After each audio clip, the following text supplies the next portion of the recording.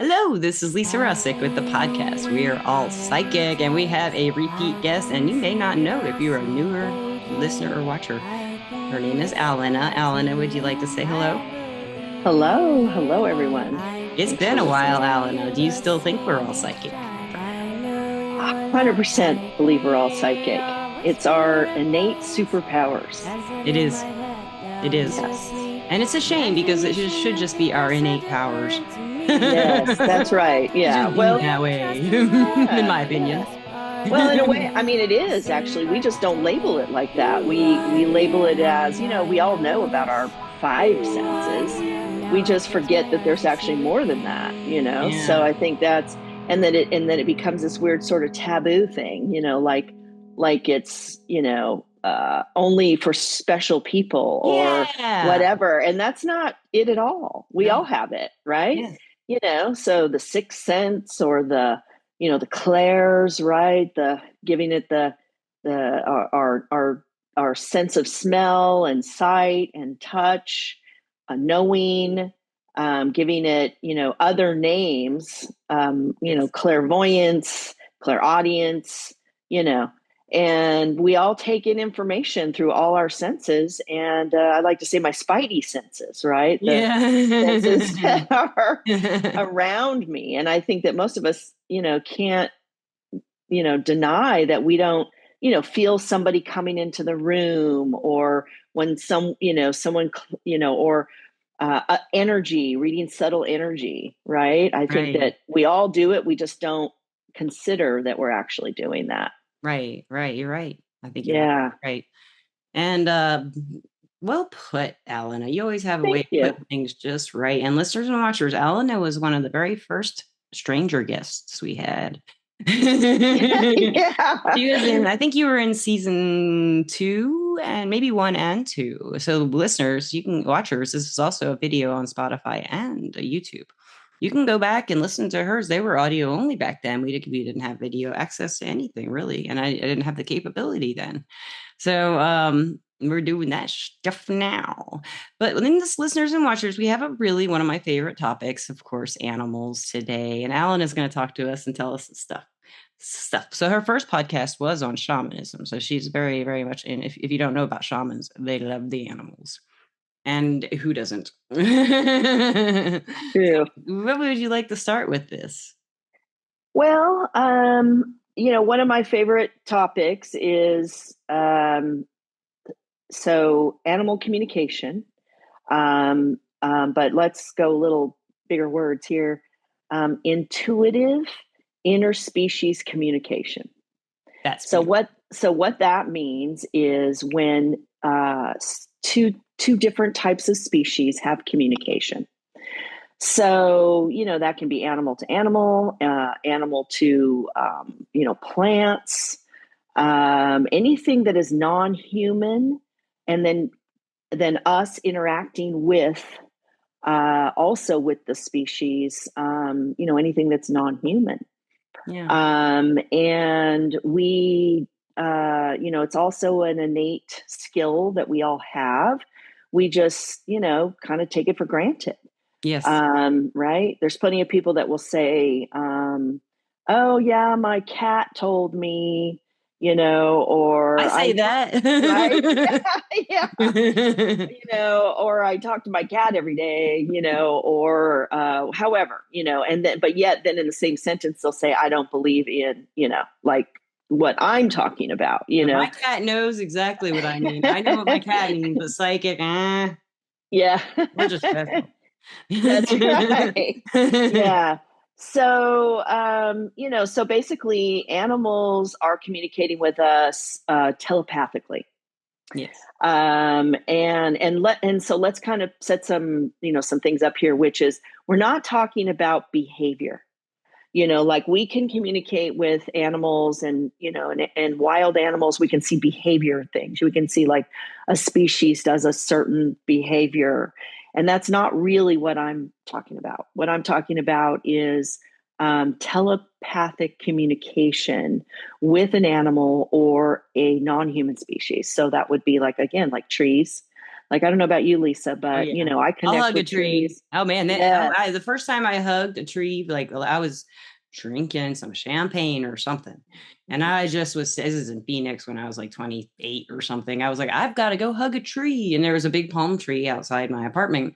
So I went out there and I hugged this tree and I felt just like and I connected to it empathically, and I felt this woo jolts of just green energy is what I would guess is the best way to put it, is like Yeah. really powerful, like heightened. I would say more like yellow if there's a color to it, just like a lot of Yeah. just growth, green, yellow, enthusiasm, and vitality. Mainly, this really big surge of vitality and positivity. Yeah. Yeah. You That's know, amazing. That's yeah, amazing. Yeah. And and then we could even say maybe a different type of tree might have some other type of energy. I mean, you're right. right. I bet you're right. Yeah, I have Yeah. connected with other like my plants and stuff and my rocks. I love connecting with rocks and Yeah. Exactly. crystals.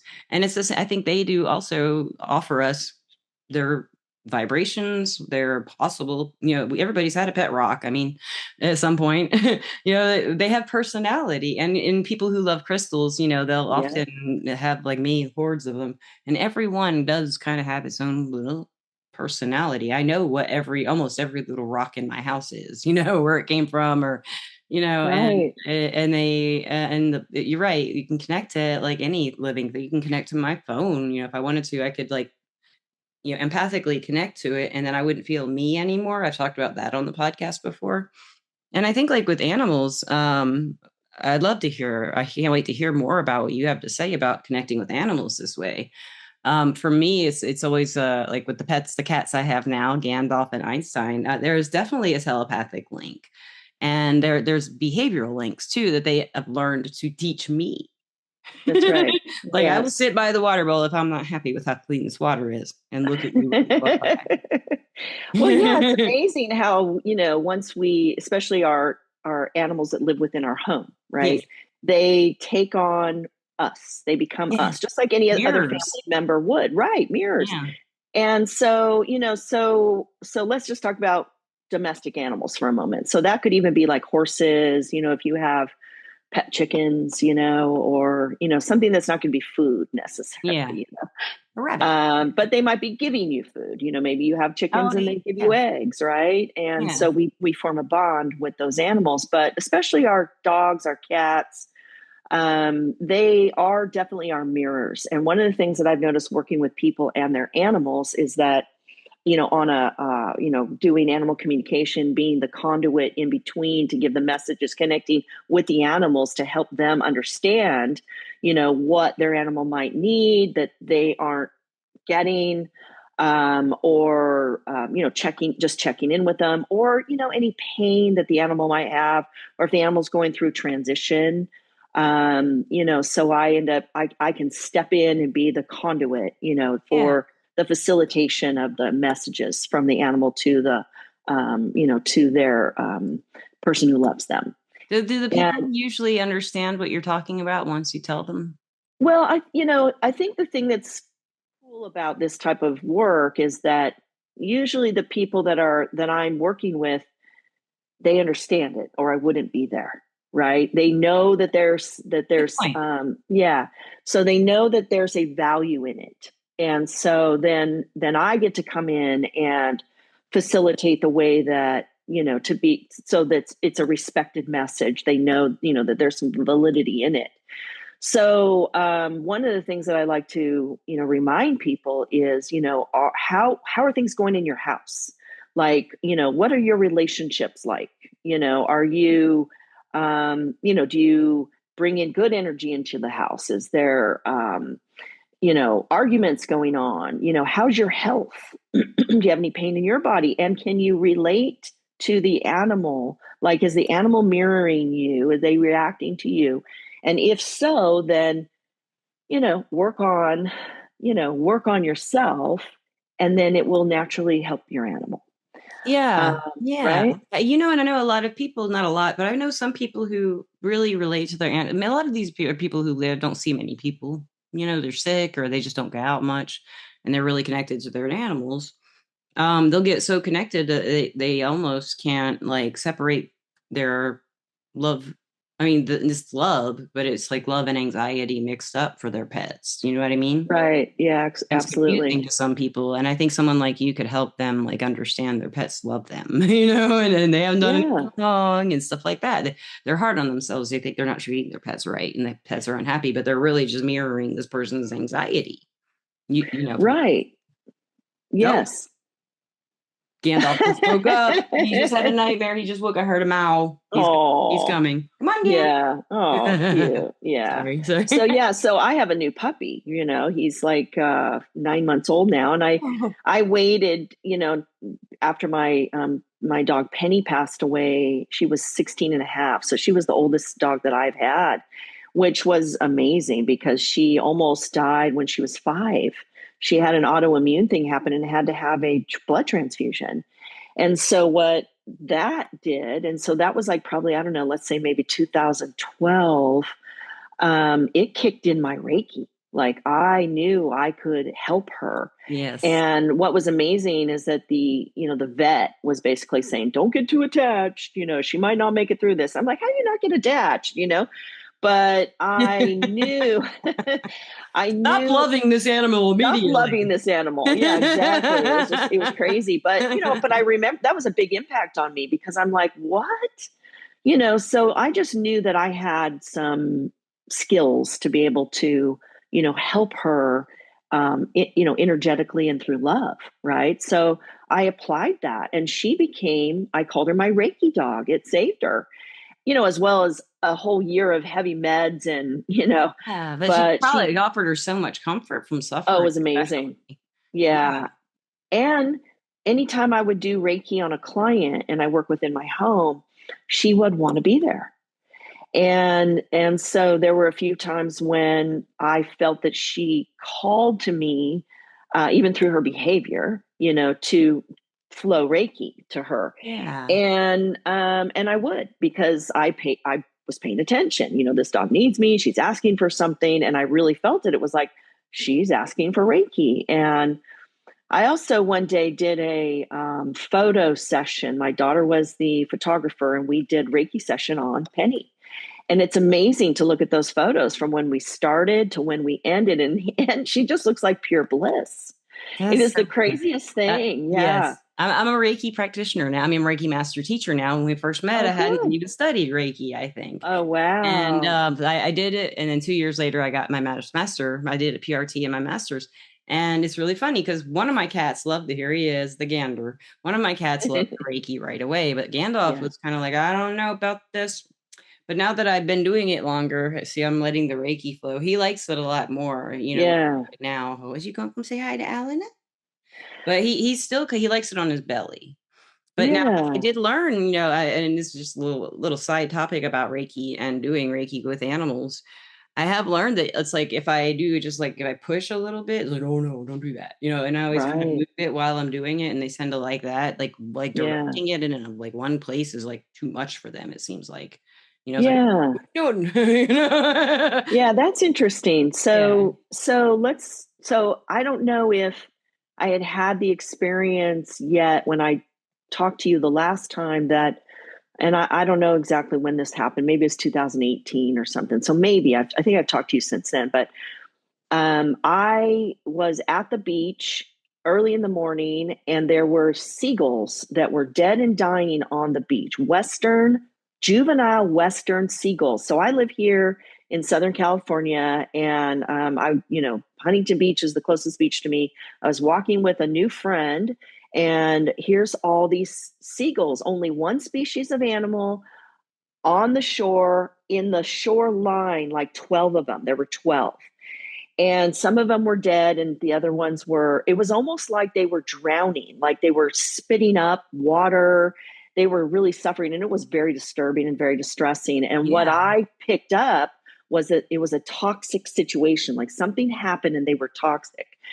And so I called the Wetlands and Wildlife Center in Huntington Beach because they were across the street, but they don't do rescue. They're just an animal hospital. They do Okay. rehabilitation on wild animals. But they happened to pick up the phone that day and they happened to have the people to be able to come and get the 12 birds. Wow. So I had to leave. I told them where they needed to go. The lifeguards assisted them. And then later in the day, I got a phone call from the manager at the time. Her name was Lisa. And she called me and thanked me for calling, told me, hey, no one ever picks up that phone. We're not a rescue, but we picked these animals up. And they were all dead except for four of them. One died overnight, there were three that didn't. One almost like nothing happened. One was two-eyed blind, and the other one was one-eyed blind. I mean, to where their eyeball collapsed and was like white and collapsed. And so I told her that I had flowed Reiki to them on the beach, and she was like, "Well, wait." She's like, "I've been studying alternative, healing methods for animals, and Reiki is one of them. I'd love to meet you." So I went in the next day because I'm like, yay, for just the fact Yeah. that she understood this, and it was like this That open is door so to go cool. into. Yeah. And so I was able to go in, meet her. She was amazingly professional and just a great person. And so I had, I believe, 5 opportunities where I went in and I was able to go through the animal hospital and do Reiki. And my Reiki, maybe it's the same for you, but I get information. Like I get so I do. much information, right? Because you would. Yeah. And so what I do when I do Reiki is that I speak what I'm speaking. And so I had my daughter go with me to take notes.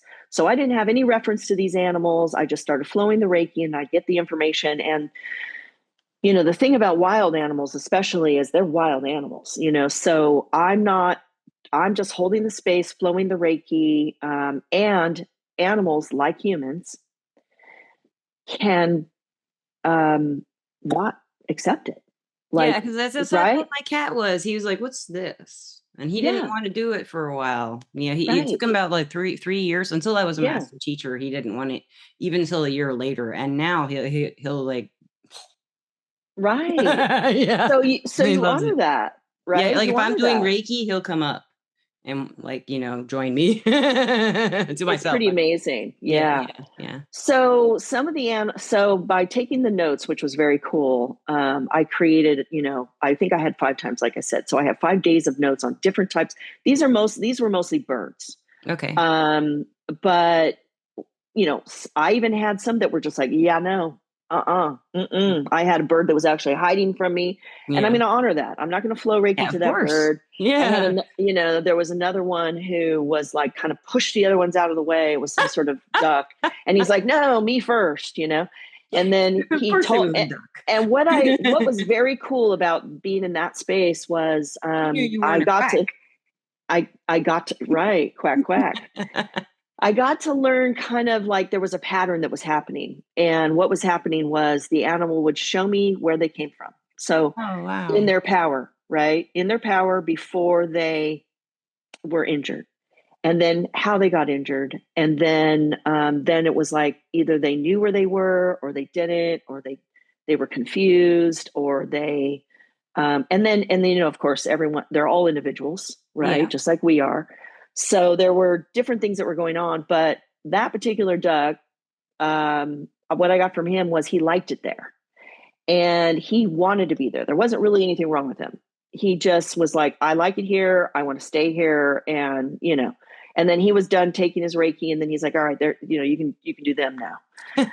Well, then when I went to turn my notes in and I checked in with Lisa, she said, hey, check on number, whatever the ducks, who he was. And they said, he's a self check in. He had self checked himself in 3 times, at least two He's coming times. for the Reiki. He came in because he knew it was good there. He's going to get fed. He was going to have Yeah. shelter. It was the good life. It was like being in a hotel, right? Yeah. So I thought that was amazing, a self check-in. That's And that's pretty great. much what he told me. So anyway, there's a lot with that story, but it ended up that those seagulls were toxic from a first case of human botulism out in the ocean. And there was a whole group of them, juveniles, they were all the same age, Western gulls, and they all ate it. And then they became sick at sea, and then they got washed up. And so what I witnessed was they had swallowed water, and they were, basically they were they died from being toxic for botulism. Um, the one with the two-eyed blind did not serve. He had to be euthanized. He was not going to Yeah, heal. a bird with no eyes. Yeah, Yeah, a wild one animal. was right. One was fine. He got released, and then the one with the one eye, miraculously, the eye healed What? after the Reiki session, the first Reiki. So it would be his second Reiki session. That is so. And it was amazing. And again, we've got witnesses. We've got it was insane. So I got to be present with those two birds being released back out of the 12, which was just incredible. That's great. So then we had the pandemic that hit after that, and then Lisa, she ended up doing a completely different career. She was a wildlife biologist, and so she now is a Reiki master and Of course she is. animal Reiki, Yeah, and just amazing. that's So great. I love that story. But what I learned a lot, about the way that I communicate with animals and how animals communicate with Yeah, tell me. us what's it And like for you. What is your experience when you communicate with them? What do you feel like? so Is it clairsentience? I mean, claircognizance, where you just kind of know, or do I actually you? get almost everything, to be honest. Like all my senses are engaged, my spidey senses, right? So depending upon what the animal's trying to communicate. And then, as you may know, I think what happens with each individual person who is a psychic or a medium, or are opened up, and our senses are opened up, there, it's almost like our dictionary, our knowledge bank is being used by their knowledge bank. Oh, There's a woman, yeah.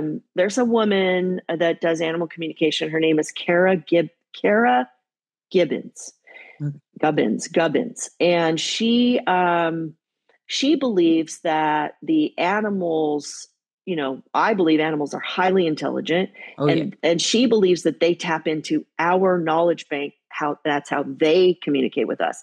I also had another animal communication teacher that believes the same thing, That's that great. they have access to us because they've got all of the Yeah. senses going on. Yeah.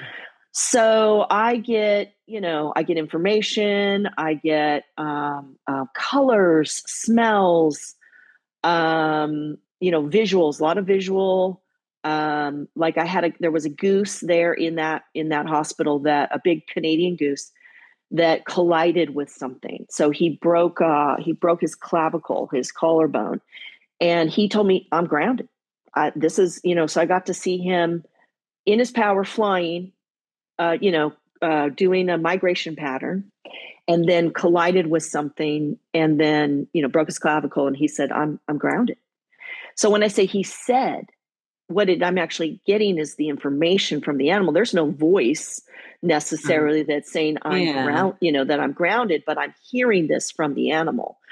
And It's so not like like a voice. It's not like, it's just like you get it. It's like I get it. the Yeah. information's just there, right? Yes. That's how I Right. get it too. Yeah. Yeah. And then also seeing him, seeing Yeah. this goose flying, and being with him in the, Yes. and then, he wasn't confused. He knew exactly where he was at, that he was getting help, right? He was getting help. But I connected with some other ones that were confused. They Yeah. were, and because they're wild animals. Yeah. And to be honest, some of the things of working in that type of environment is they don't want you to have contact with the animals. No. That it confuses them, because But wild animals are different than our domestic animals, they are.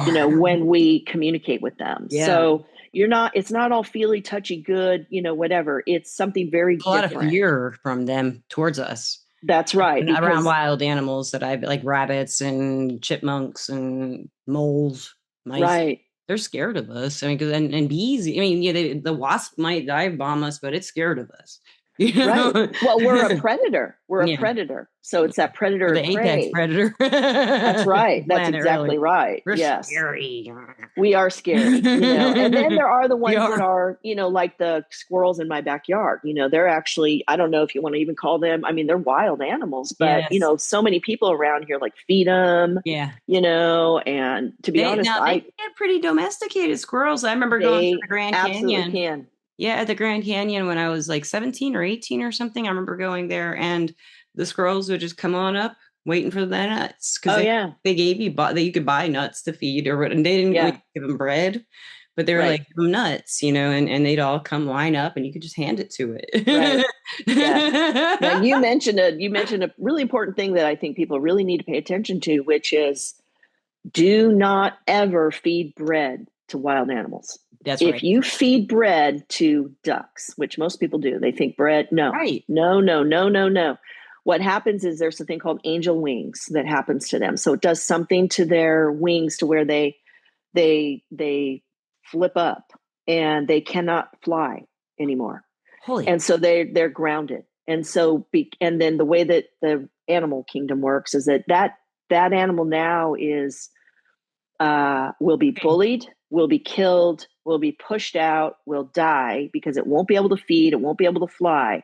And so, everybody thinks, oh, I'm going to go feed the squirrels. I'm going to go feed the animals. Even your backyard feeders, like for hummingbirds, are super dangerous, because there's a bacteria that grows in those if they're not properly cleaned. And also people put in red dye, so that these are bad, bad, bad. We're not meant to feed wild animals. They would not be where they are if there wasn't food. Yeah. So that's a tough one for me. Like when I go to our big park that we have here and I see people come with their nuts and their whatever and the breads, and it's like it takes everything I have to not be, the forest ranger, or the park ranger. Right. But I'm not. I'm a park participant, Yeah. and I also feel like, those people feel it brings them joy. And they don't know. They don't know. Well, except for the big signs that are all over the park Oh, that they say did. please They no. have Oh signs that say, yeah. But well, they ignore does it it explain because why though? oh yeah, totally. These people are mean, horrible people. Just kidding. I'm not They're judging. just not. They just didn't pay attention to the signs. Apparently, they Okay. didn't read them. Right. Right. So I have to remember, that Yeah. it's like I'm not them. There's a reason why they're doing this. They get joy out of feeding the squirrels in their backyard. They end up having relationships with it. But really in the end game, you're domesticating a wild animal that shouldn't be domesticated, and it's good to observe them. But when you start to feed them, it's a whole other world. And then it's not that it's confusing for them, but in a way it kind of is. It's like bears. It's like bears that go and they know that they can go to where humans are because there's garbage, Yeah. right? Or there's food and they break into houses. And then ultimately the animal pays the price. The Yeah. animal is going to get relocated. They're going to get shot. They're going to get euthanized, whatever. Yeah. There's all kinds of that stuff. But anyway, I think we got a little off track there as far as Well, I have a question for you though. Well, I want to ask like before. Well, first, what kind of work do you do? Like, how do people find you to hire you to do this kind of stuff? So I work remotely. I also Okay. work one-on-one. So, like if you live in my area, I can come to you or you come to me, however that works out. So I'm in, Orange County, California, but I have a website, intuitiveheartstudio.com, and you can get a hold of me then. You can book an appointment. And as you know, Lisa, distance work is just as powerful as being face to face. So Yeah. we don't even have to see each other. We can just be on the True. phone having Yes. a conversation. But I can do a Zoom or like we're doing the Zoom, or we can do FaceTime or just a phone call. And listeners and watchers, if you were to do that, it's kind of magic to do it over the phone because you'd be like, my animal is doing this now. They've never done this before. And she's right. like, yep.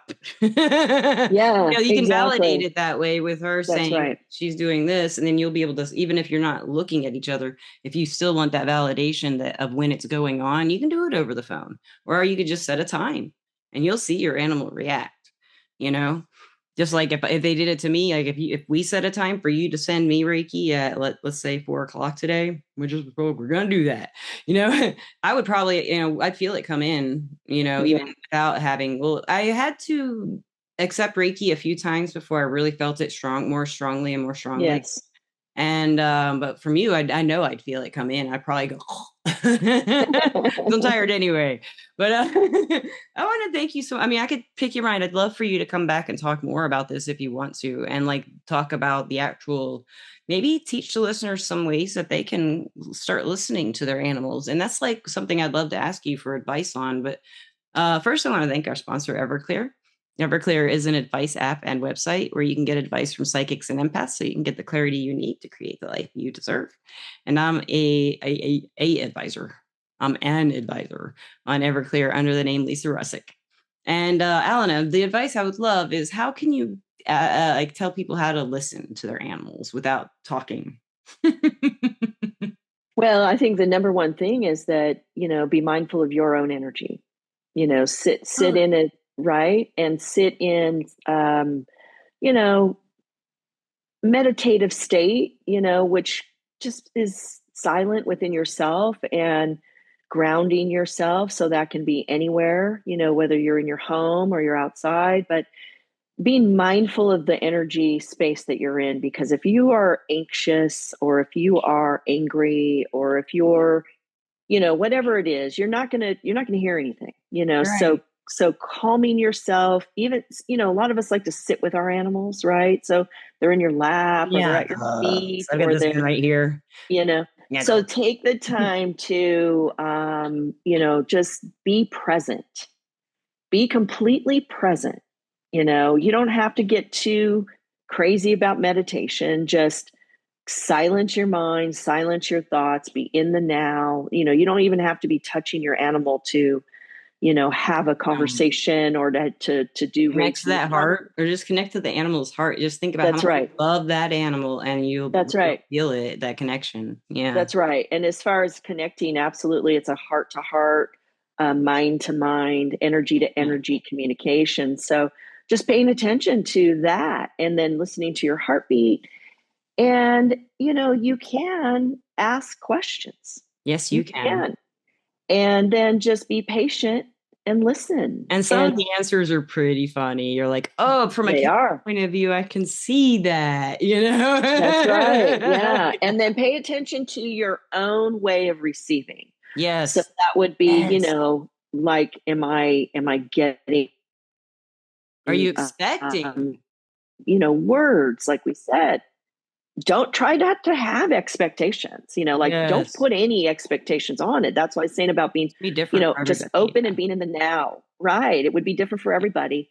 And if you don't know how you receive information, I think you can even listen to your own language and how you, if you say, oh, I see, oh, I hear you, So or, that might be what your sense is. yeah, Oh, yeah, I always say, I hear you because that's a Southern term, but yeah, I hear you. I do hear, I don't have auditory, I don't have clairvoyance very often. It's more claircognizance and the clairvoyance.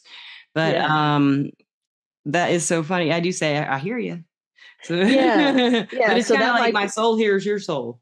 Right, right. So just pay attention to, like you might even journal some of that, Yeah, that's a good like if I'm idea. sitting with my animal, what am I getting? How do I feel? How are they responding? Yeah. What's going on around us, and then, after a while, look at what your entries are, and that gives you a little bit more information about, what they're trying to communicate with you. And to be honest, don't overcomplicate it. It's like Right. pretty simple communication. Yes. You just have to be, aware of what's It's happening in the possible and moment. it is If happening. Yes. That's right. Yeah. And believe It it, is. Yes. believe It it. is Something that happening. it is happening. Yeah, absolutely. So, and I just want to throw one more thing in there really quickly.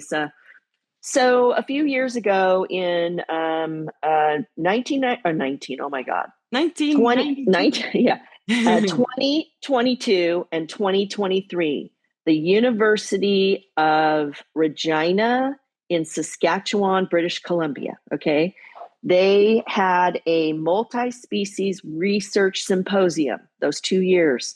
And it was because they were studying intuitive interspecies communication with non-human, they were calling it more than human species. Okay, so plants, I love animals, that. and then bringing in the Native Americans into this because they've always done this. Always. And so I got to be in both of those symposiums. The first year, there were under 100 attendees, and it was people that were doing animal communication and people that were just interested in it. And we were basically the people that they were studying. So, Yeah. how do people communicate, and why is this helpful? What would a world look like if we were able to actually give the no voice a voice? Yeah. Have them sit at the table, when decisions are being made about them, to give the no voice a voice. So the second year that they did this, there were over 700 attendees. So Wow. from the first year being under 100 to the next year being over 700. So they don't have it anymore because it got to be just crazy. And it is a university and they are taking this seriously. But we had people from all over the world and people that had animal sanctuaries, people that were veterinarians, people that were all specialties, and then very I'm going to say well-known, famous animal communicators that were in this as well, because we all know the value and what the world might look like It's if so we actually took the time to learn and slow ourselves down, have respect again for nature, and what would the world look like if we actually paid attention? what would it look like? I bet it'd be beautiful. And I bet it'd be a lot more happy pets in the world. Not that they're miserable, but they can feel your sadness, listener, and they're going to take it away if you let them, and they'll heal you and themselves at the same time. They can do that with their Yes. energy and their emotions and love for you. And that, from what I can tell about like domesticated animals, they're just full of unconditional love. They don't know, they may be taught if they are abused to, be bad. But I mean, all the animals, I mainly had cats, all cats. I had a bird once, but the cats, they just really are just big bundles of love. And it's so funny to me to hear somebody say, "Oh, evil." People think cats are evil, Yeah. And I'm like, no, they're not. And they're like, they do that blinking thing, like they're gonna kill you. No, that's love eyes. That's love Yeah. eyes. Yeah. Saying, I love you. I love you. And you're like, That's no, it's right. not. No, I'm not. No. So this is my advice to the cat haters out there. Those are love eyes. Blink back at them, and they'll love you even more. That's And right. Allana, thank you so much for coming Thank back, and you. please come back for more. Yes. And any last words for the listeners? Mindful of your energy and go outside. I'm gonna do Um, that. you There's a know, pool, and then I'm gonna go over that way and eat some hot dogs. yeah. So pay attention, I'm gonna pay listen to the attention. birds in the morning, Yes. and listen because birds migrate. So there's different birds. It's They come amazing. different I do times of it. the I keep my year. windows open and do that. I love listening to the birds. Yeah. Oh, Yeah. Alana, we could just go. We could I just. know we could. I was just Yeah. going. Well, we haven't talked in a while, so. But oh my gosh, that's why you have to come back. Thank Okay, you so great. All much, right. Thank you, Lisa. and listeners and watchers, I love you. And Alana, do you love the listeners and watchers? I love the listeners, and I would love to help anybody who is interested in this type of work, whether it's learning or how I can help your animals.